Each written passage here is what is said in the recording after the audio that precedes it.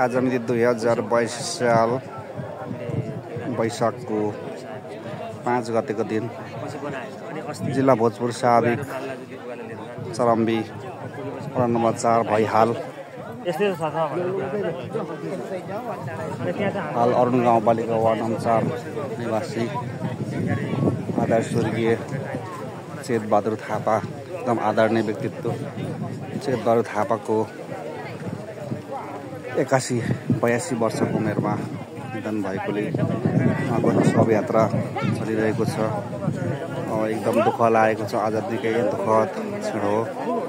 उहाँको पार्थिव शरीरलाई घाटतिर लैजाने काम भइरहेको छ र उहाँको आफन्त शुभचिन्तकहरू मलामीजनहरू उहाँको शवयात्रामा सामेल हुनुहुन्छ।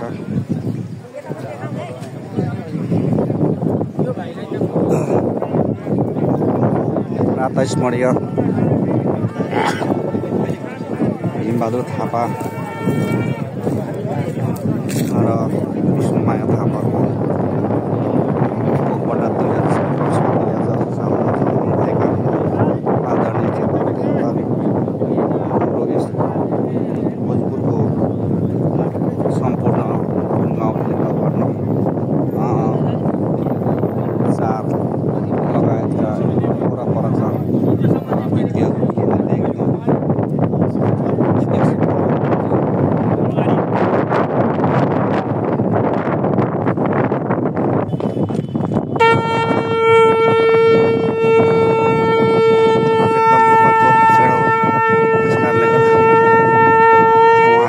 शवयात्रा चलिरहेको छ।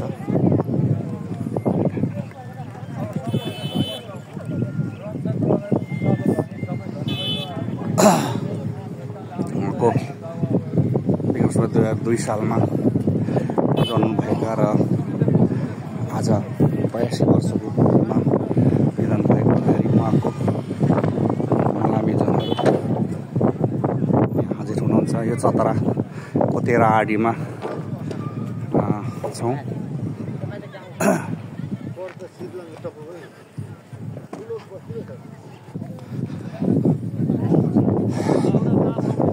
आज अवसान भएका आदरणीय हाम्रा श्री चेतबहादुर थापालाई यहाँ समाधिस्थ गर्न ताकबत्ती दिन उहाँको आफन्तजनहरूबाट ल्याउने काम भइरहेको छ। तपाईँले हेर्न सक्नुहुन्छ। यो चाहिँ घरमा आज अन्तिम विदाई गर्ने कार्यक्रम रहेको छ।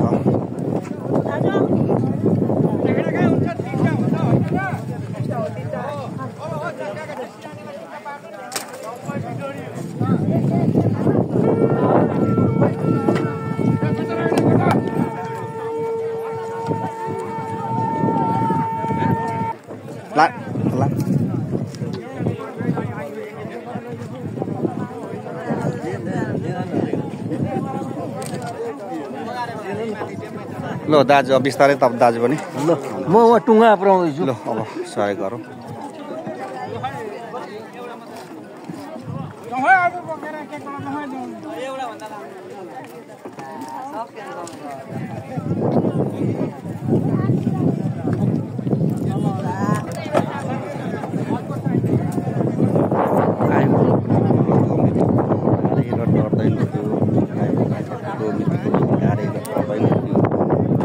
बिन्ती गरौँ झुकेर पदमा मान्दैन त्यो।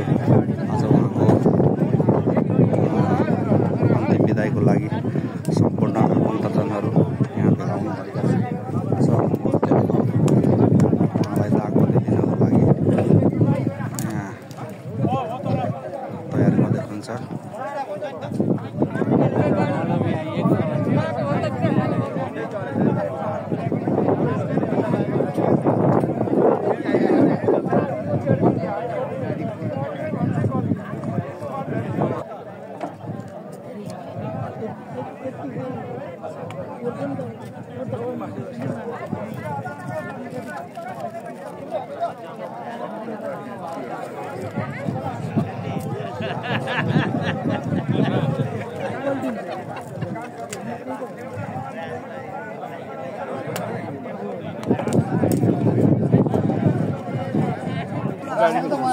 मृत व्यक्तिको नाममा अग्नि स्थापना गर्ने कार्य हुनेछ।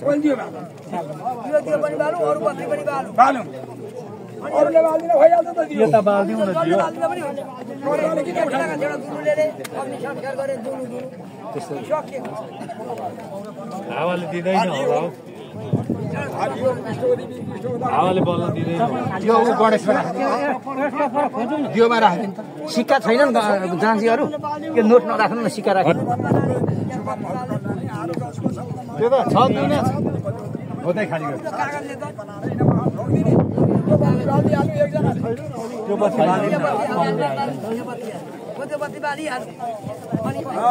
के यहाँ लाउने बाहिर उषा गर्नु पर्यो नि त।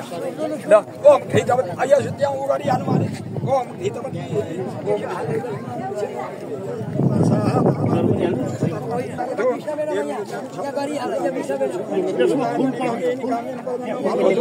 इदम विष्णुवी इदम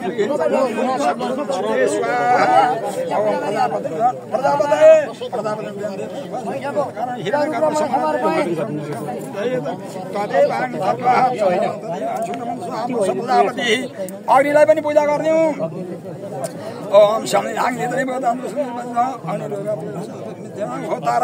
रत्नारिक वेदन पूजा पूर्वेरी बेला यहाँ छ यो दुनाको पूर्वेरी बेला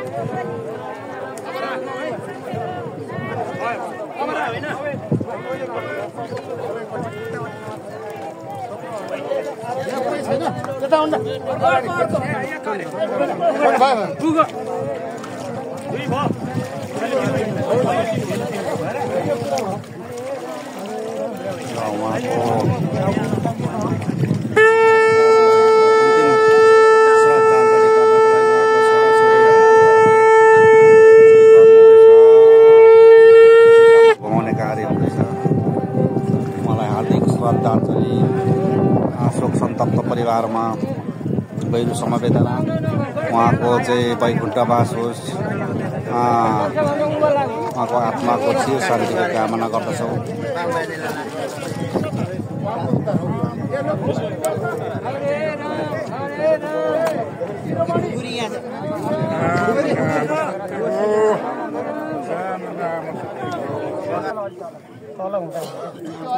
मुनि खाँदैन मुनि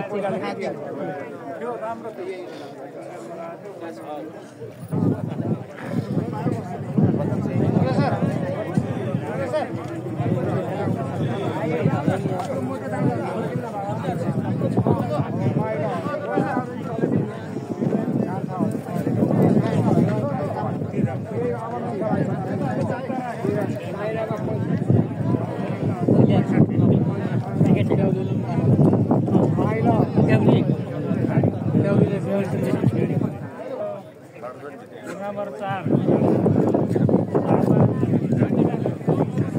पिता भीमबहादुर थापा र माता विष्णुमाया थापाको कोखबाट 13औं सन्तानका रूपमा कान्छो छोराका रूपमा विक्रम सम्वत 2000 असोज 28 गते जन्मनु भई बास्तिम गाउँ साबिक बास्तिम गाउँपालिका गाविस निवासी भक्तबहादुर कार्की र माता नरमाया कार्कीको माइली छोरी स्वर्गीय लीलामाया कार्कीसँग वैवाहिक सम्बन्ध गाँसी आफ्नो घरजम व्यवहार गर्दै रहनुभएका हाम्रा पूजनीय समाजसेवी अग्रज व्यक्तित्व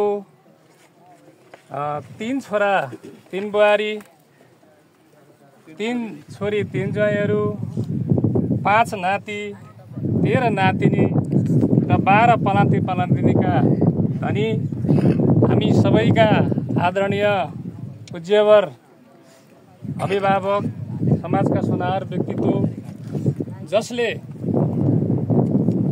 आफ्नो जीवन्त कालमा विभिन्न सामाजिक शैक्षिक राजनीतिक क्षेत्रमा आफ्ना पहल कदमीहरू आफ्ना भूमिकाहरू निर्वाह गर्दै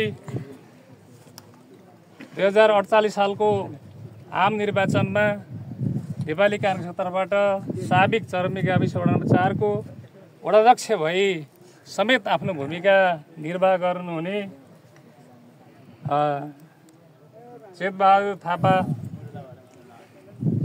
बसाइ सरेको क्रममा विराटनगर महानगरपालिका वडा नम्बर 5 नम्बर टोलमा बस्दै आउनुभएको र हाल उहाँको मिति 2082 साल वैशाख 3 गते भएको असामयिक निधनले हामी सबै परिवारजन इष्टमित्र कुलकुटुम्ब शुभचिन्तक सम्पूर्णमा मर्माहत र स्तब्ध भएका छौँ। यस शोकको घडीमा मृत आत्माको चिर शान्तिका लागि र उहाँको परमधाम परलोक गति पूर्ण रहोस्, स्वर्गमा बास होस् भन्ने हार्दिक हामी कामना गर्दै सम्पूर्ण परिवारजनमा सम्पूर्ण सकल परिजनमा हामी हार्दिक समवेदना व्यक्त गर्दछौँ। उहाँको आत्मा चिर शान्तिको लागि हामी 1 मिनट उहाँप्रति श्रद्धासुमन गर्दै एकपटक 1 मिनट मौन धारण गरिदिनु हुन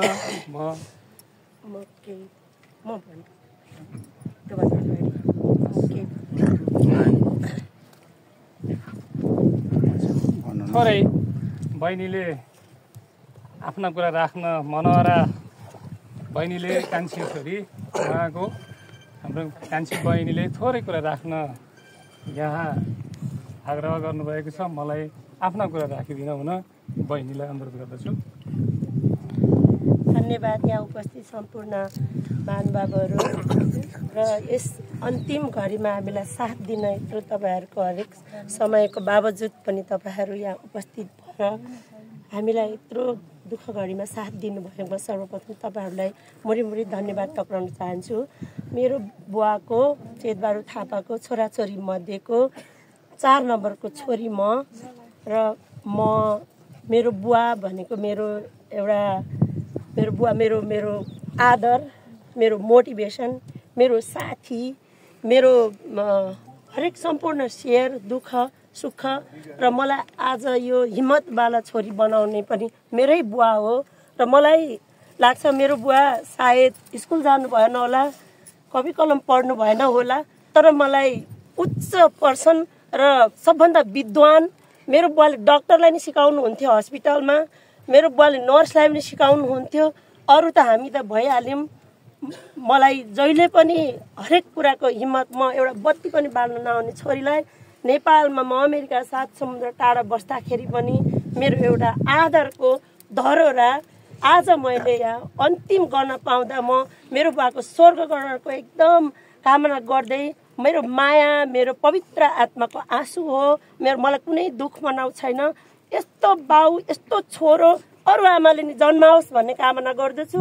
यस्तो व्यक्तित्व मेरो बाउ जस्तो व्यक्तित्व आफू खाएर आफू नखाएर अरूलाई बचाउने, आफूलाई लुगा नभएर अरूलाई लुगा किनिदिने सम्पूर्ण मान्छेको खसीको नापेर मेरो बाले कति धार्ने खसी भन्ने कुरा थाहा पाउनुहुन्थ्यो।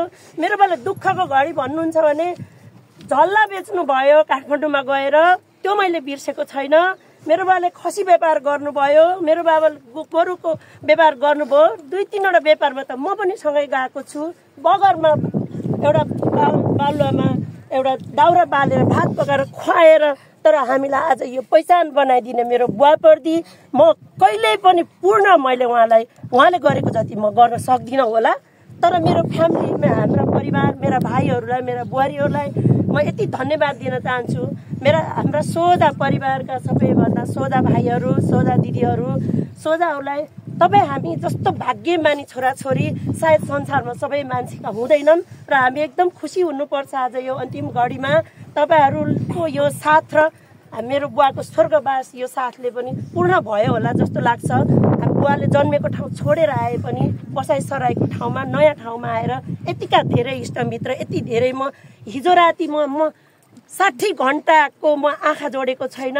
म 15 घन्टा प्लेन चढेर 13 घन्टा म ट्रान्जिट बसेर म आज राति हिजो 11:30 बजे एयरपोर्टमा उत्रेर बिहान 10 बजे आँगन पुग्दा मलाई यो शक्ति भनेको मेरो बुवाले नै दिएको हो, मेरो बुवाकै कारणले पाएको हो। र त्यो अहिले पनि मलाई दुःख भएको छैन, अहिले पनि मलाई घामले पोलेको छैन, अहिले पनि मलाई दुखेको छैन।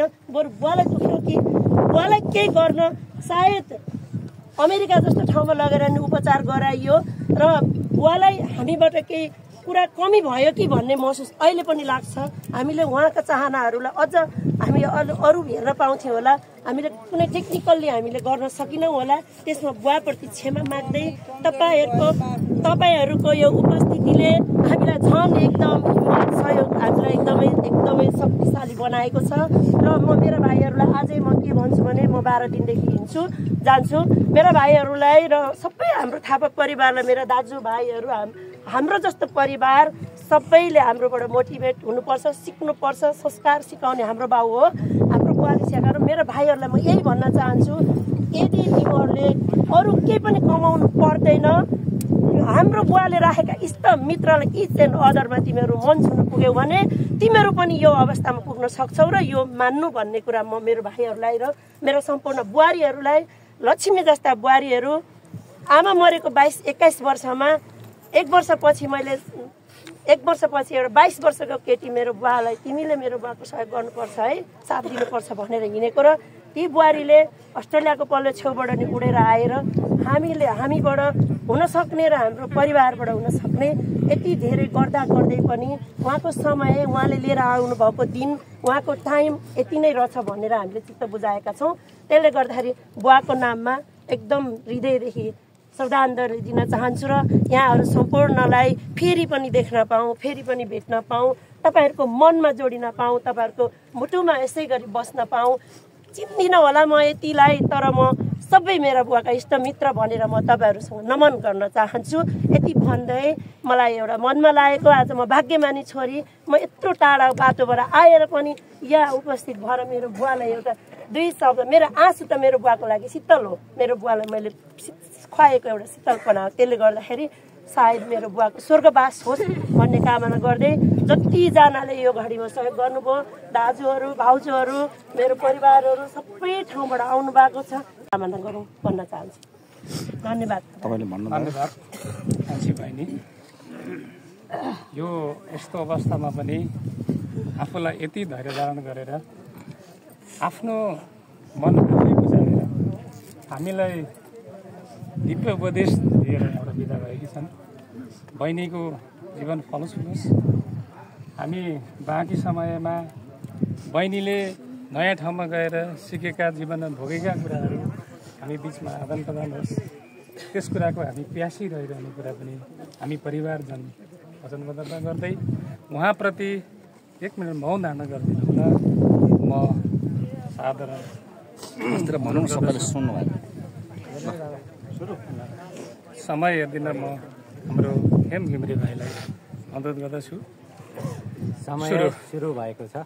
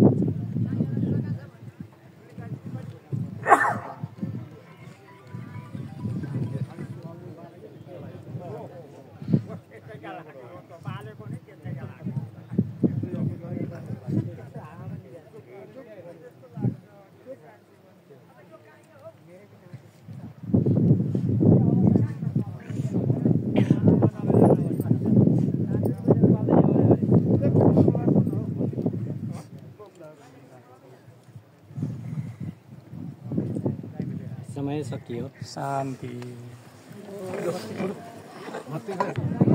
अस्ति बुवा भेट्नु गर्थेँ नि त म त्यतिखेर तपाईँसँग भेटेर भन्दा बुवासँग मनोहर दिदी भर्खर आउनु भएको थियो होइन? मनोहर आएको बेला त हो कि चिनाउनु आएको थियो।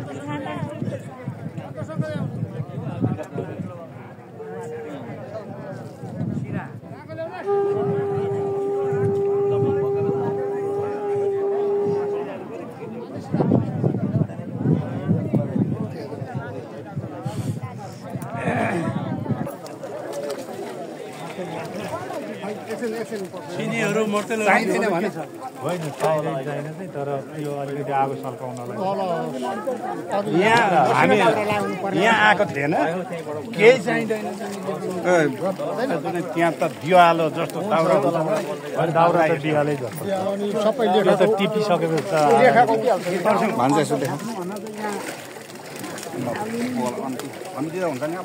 हुन्छ हुन्छ अब दिने हो। अब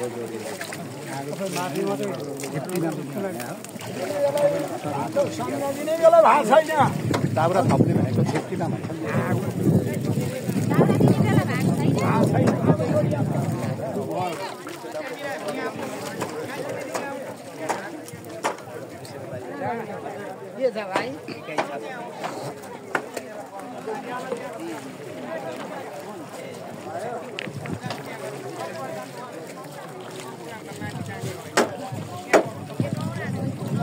के रह्यो अब